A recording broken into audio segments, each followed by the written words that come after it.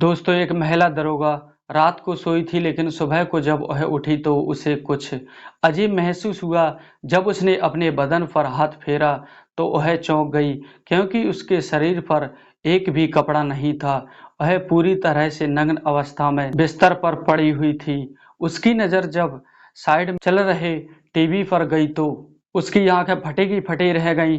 TV पर उसकी video चल रही थी, जिसे वह पूरी तरह से नग्न थी। कोई व्यक्ति था उसके साथ संबंध बना रहा था। तभी रूम का दरवाजा खुलता है और एक व्यक्ति अंदर प्रवेश करता है। जब वह महिला दरोगा उस व्यक्ति को देखती है तो वह शॉक्ड रह जाती है कि दोस्तों, आखिर कौन था वह व्यक्ति और वह क्या कर रहा था।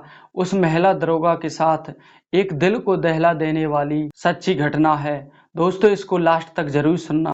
नमस्कार दोस्तों, मैं लोकपाल राजपूत, स्वागत है आपका हमारे चैनल में। मैं आपको सच्ची घटनाओं पर आधारित स्टोरी सुनाता रहता हूं।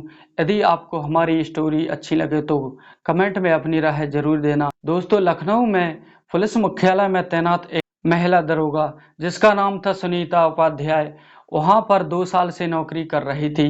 परिवार में उसका पति और एक 7 साल का बेटा था। दोस्तों, उसका पति सरकारी नौकरी में ग्राम सेवक के पद पर तैनात था और उसकी नौकरी लखनऊ से 100 किलोमीटर दूर थी, इसलिए वह अपने बेटे के साथ वहां रहता था। सुनीता पुलिस मुख्यालय लखनऊ में ही रहती थी, जहां उसे एक क्वार्टर यानी कि रूम दिया गया था। दोस्तों, बात 20 जनवरी 2016 की है। जब पुलिस स्टेशन में वायरलेस पर हुआ हुड़दंग की खबर आती है तो तुरंत पुलिस दल रवाना होता है, जिसमें सुनीता उपाध्याय भी शामिल होती है।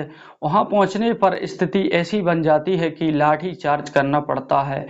इस लाठी चार्ज के दौरान कई लोग घायल हो जाते हैं और कई लोगों की मृत्यु हो जाती है। मामला मीडिया में आ जाता है और जो पुलिस वाले वहां ड्यूटी पर थे उन्हें लाइन हाजिर कर दिया जाता है। इससे सुनीता उपाध्याय भी शामिल थी। लाइन हाजिर होने का मतलब दोस्तों, उन सभी पर इंक्वायरी बिठाई जाती है। सुनीता उपाध्याय इस स्थिति से बहुत डर जाती है, क्योंकि उसे अपनी नौकरी जाने का डर सताने लगता है।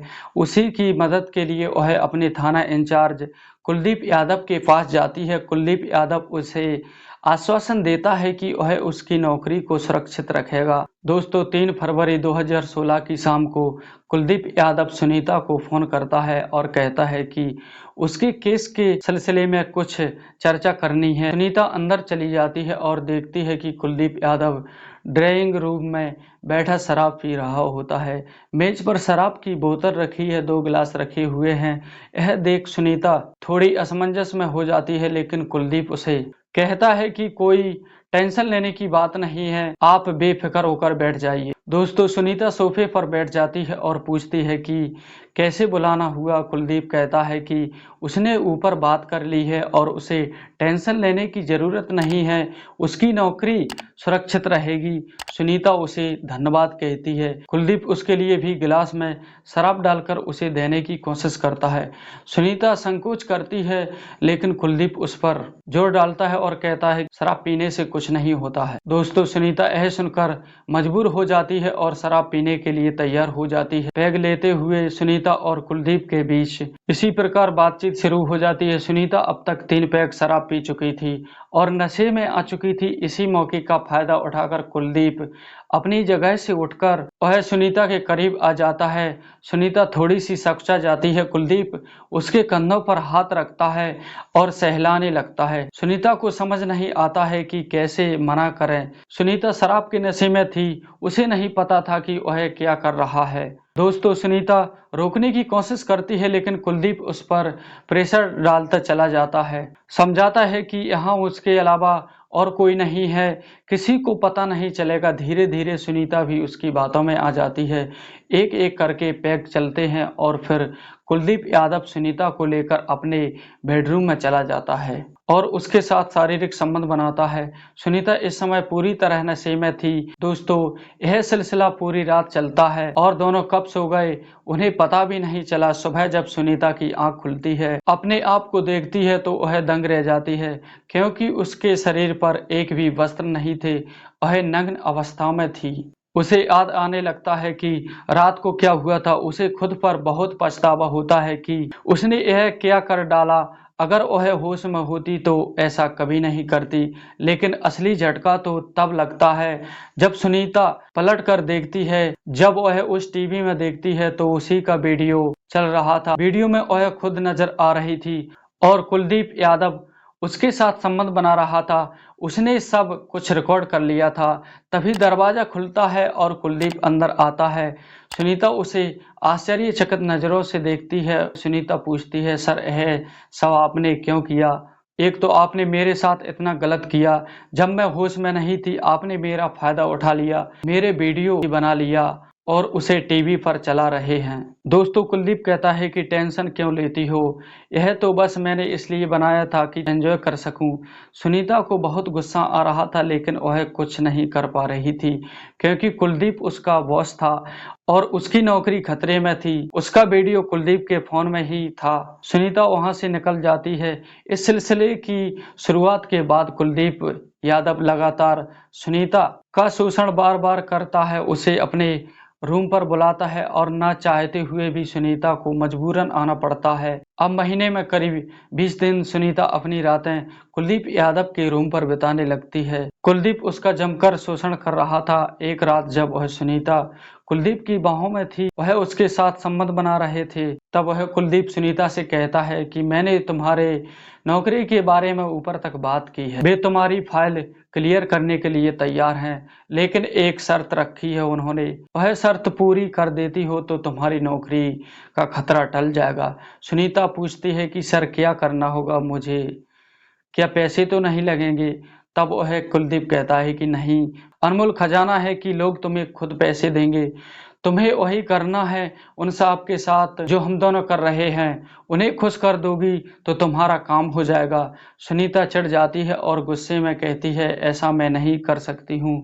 कुलदीप भी गुस्से में आ जाता है और कहता है कि नाटक मत कर, तेरे जैसों को सीधी करना मुझे अच्छी तरह आता है। वह कहता है कि चुपचाप को कल 8 बजे साहब के बंगले पर पहुंच जाना, अगर नहीं गई तो परसों तेरा सस्पेंशन लेटर तेरे टेबल पर होगा। मजबूरी में सुनीता को अगली रात उस वरिष्ठ अधिकारी के साथ उसके बिस्तर पर बितानी पड़ती है। अब यह सिलसिला शुरू हो गया था, कभी इस अधिकारी के साथ तो कभी उस अधिकारी के साथ। कुलदीप यादव ने सुनीता को 4 से 5 अधिकारियों के साथ सोने के लिए मजबूर कर दिया था। एक दिन सुनीता का सस्पेंशन लेटर उसके टेबल पर था।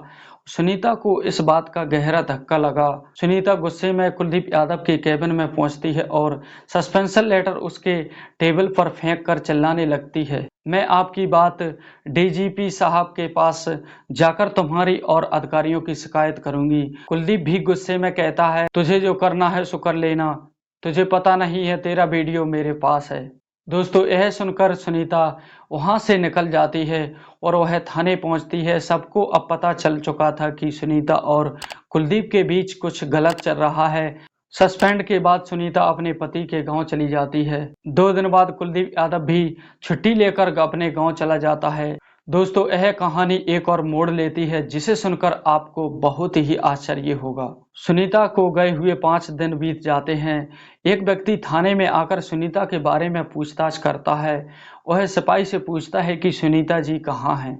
सिपाही आश्चर्य से पूछता है, आप कौन हैं? व्यक्ति कहता है कि मैं उसका पति हूँ, अजय उपाध्याय हूँ। सुनीता से 4 दिन से मेरी बात नहीं हो रही है। सिपाही चौंक जाता है और बताता है कि सुनीता मैडम सस्पेंड हो चुकी हैं और 4 दिन पहले ही वह यहाँ से गई हैं और कहकर गई हैं कि मैं अपने पति के पास जा रही हूँ। अजय कहता है कि वह उसके पास नहीं आई है और उसका फोन भी बंद है। मामला चिंताजनक था। अजय उपाध्याय थाने के इंचार्ज सुरेंद्र कुलकर्णी से मिलता है और अपनी पत्नी के बारे में बताता है। सुरेंद्र कुलकर्णी उसे एफआईआर दर्ज करने की सलाह देता है। पुलिस सुनीता का फोन सर्विसिंग पर डाल देती है। उसका आखिरी लोकेशन कानपुर देहात में मिलता है। वहां पहुंचकर पुलिस को कुछ नहीं मिलता है। 2 दिन बाद एक सरोवर में पुलिस को एक महिला की लाश मिलती है। अजय उसे पहचान लेता है कि वह सुनीता उपाध्याय की ही लाश है। अजय उसका पति परेशान था कि उसकी पत्नी वहां कैसे पहुंच गई, उसने आत्महत्या कैसे की, वह आत्महत्या नहीं कर सकती थी। दोस्तों पुलिस इस केस को आत्मदाह समझकर छोड़ देता है। दोस्तों अजय बार बार थाने आता है और एक महिला सिपाही उससे कहती है कि उससे कुछ ज़रूरी बात करनी है, बाहर लेकर के वह उससे बात करती है। वह अजय से कहती है कि उसे शक है कि सुनीता की हत्या हुई है। तो यह सुनकर अजय चौंक जाता है और कहता है कि यह आप क्या कह रही हो? तब वह महिला सिपाही पूरी वार्तालाप सुनाती है जो उस दिन पुलिस स्टेशन में हुई थी। वह कहती है कि जब सुनीता कुलदीप यादव के चैम्बर में गई थी और वह दोनों की बहस हो रही थी, लड़ाई हो रही थी। दोस्तों, अजय के दिमाग की भी घंटी बजने लगती है और वह सोचता है कि ज़रूर सुनीता के साथ कुछ गलत हुआ है और इसमें कुलदीप यादव का हाथ है। अजय थाने में कुलदीप यादव के विरुद्ध एफआईआर दर्ज कराना चाहता है, लेकिन पुलिस वाले एफआईआर दर्ज नहीं करते हैं। दोस्तों, अजय भी सरकारी कर्मचारी था और वह कानूनी दांव-पेच जानता था। मीडिया में जाता है, मीडिया में मामला जाते ही वरिष्ठ अधिकारियों का ध्यान इस पर आता है और तुरंत एफआईआर दर्ज करने का आदेश दिया जाता है। पुलिस जांच में सुनीता के कॉल डिटेल्स निकाले जाते हैं और सुनीता के फ़ोन पर आखिरी कॉल एक पीसीओ से आया था। उसमें सीसीटीवी फुटेज की जांच की जाती है और फुटेज में कुलदीप यादव साफ नज़र आता है जो वहां फ़ोन कर रहा था। टाइमिंग भी मिल जाती है और यही समय था।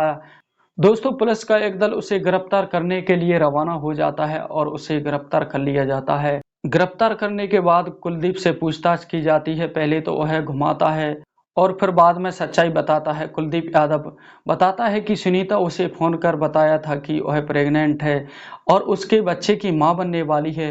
सुनीता ने कहा था कि अगर उसे नौकरी वापस नहीं मिली तो वह कुलदीप और अन्य 4 अधिकारियों को भी फंसा देगी। वह कहता है कि सुनीता को मैंने विश्वास दिलाया कि सब कुछ ठीक हो जाएगा। कुलदीप ने सुनीता को कार में बिठाया और सरोवर के किनारे ले गया। वह बहस के दौरान कुलदीप ने सुनीता का गला दबा दिया, गला दबाकर हत्या कर दी। दोस्तों, कुलदीप ने यह पूरी वारदात पुलिस के सामने बताई। दोस्तों, पुलिस ने कुलदीप यादव के खिलाफ आईपीसी की धारा 306, 376 और 302 के तहत केस दर्ज किया जाता है और उसे न्यायालय के सामने पेश किया जाता है और कुलदीप यादव को जेल भेज दिया जाता है। दोस्तों, यह थी आज की कहानी। यदि सुनीता ने पहले ही दिन कुलदीप यादव को डांट दिया होता, उसके खिलाफ कदम उठाया होता, तो उसकी मौत नहीं होती। दोस्तों, वह अपने परिवार के साथ होती। दोस्तों, आपका क्या मानना है कमेंट करके ज़रूर बताइए। अगर आपको यह वीडियो पसंद आई हो तो हमारे चैनल को लाइक एवं सब्सक्राइब ज़रूर करें। मिलता हूँ ऐसे ही अगली वीडियो में। तब तक के लिए खुश रहिए, खुशियाँ बांटते रहिए और कमेंट में अपनी राय ज़रूर देना। जय हिंद, जय भारत।